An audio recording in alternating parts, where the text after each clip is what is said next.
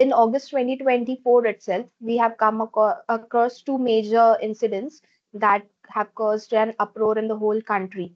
One was a little girl being sexually abused and assaulted, who aged below 10 in Badlapur, and the second incident was a doctor being brutally raped and murdered in Kolkata. So, what do you think? How can technology help in solving these distress calls that we are having across the country? Right. I mean, it's extremely frightening and unfortunate what we're seeing out there. Um, See, there has been committees formed, and ultimately everybody says at least we need cameras installed. But just Yes.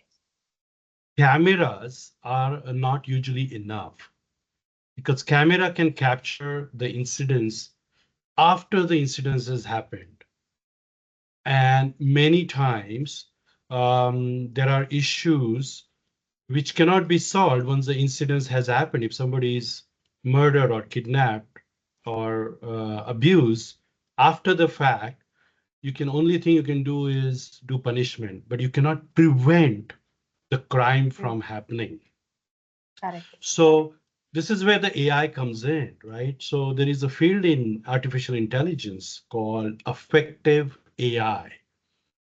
An effective instrument or a thing which is effective does not feel emotions like humans, but it can recognize emotion.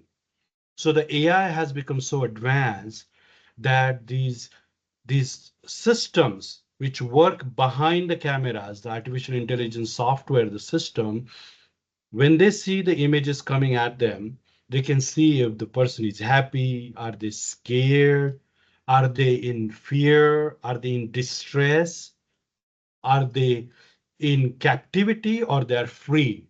So the AI gets trained, the machine learning algorithm, to detect these kind of things, and those are called effective AI systems.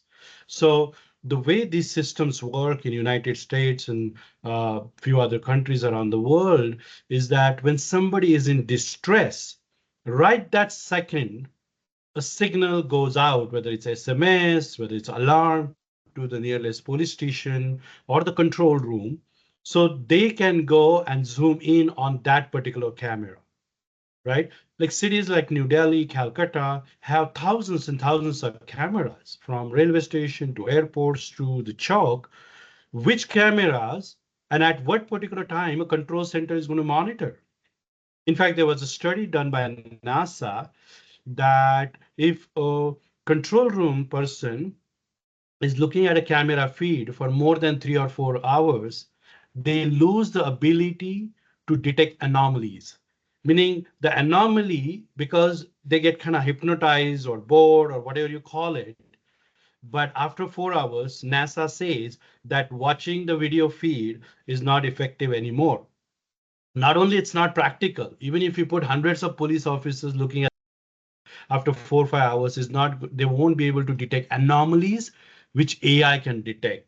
AI can detect subtle changes in the body language, in the crowd formation, in the sound level, and it can project what could probably happen. It's all probability, but at least something behind the scene in watching 24/7, 365 days at a much more effective cost and in much more efficient manner.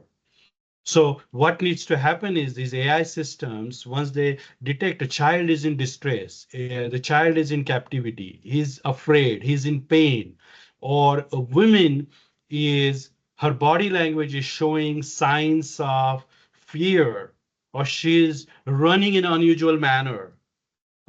She is speed up her talking, her walking, her body, and these kind of signals the AI picks up. And once in a while, like about 5% of the cases, it will raise a false alarm, like something, let's say the woman has forgotten something or catching a bug, that's why she's running, and it will catch as a distress, but that's okay. You want to rather be err on the side of safety, because If in 90% of the cases it's detecting the actual event, imagine how many rapes, murders, child molestations, and crimes we can prevent. Because at the end of the day, the citizens, the parents, the person himself wants the life. The justice is after, it's an afterthought. Justice is an afterthought, punishment is an afterthought. That's a remedy. That's not the solving the actual problem of saving a life, saving somebody's dignity.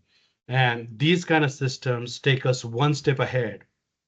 And countries like India, where we have billions of people, uh, lack of sufficient infrastructure, especially in remote areas like villages, in crowded bus station, in railway station, we will have to take help of the technology to really keep our citizens safe and leverage the power of technology for the benefit of humanity. Yeah. So actually, we have some places in India that they don't have even security cameras available there. So can we like have some system where mobiles or even digital gadgets that we have nowadays can uh, like trigger the warning or alarm clock that goes off if someone is in distress? Yeah, absolutely. See, many states have implemented mobile apps, the SOS signal. So when woman is in distress, all she has to do is push a button on the app and her GPS location is sent and the nearest police station is notified. Those kind of mobile apps are there. And it's really a community effort. The technology working with humans, technology working with community, as well as the public administration, including police, the politicians, the policymakers, and the legal system. We all work together and fight this as a societal problem, as opposed to blaming one system or just relying on one system. And it's a big problem. It needs big solutions. Yes. Um, Thank you. I don't have any other doubts for now.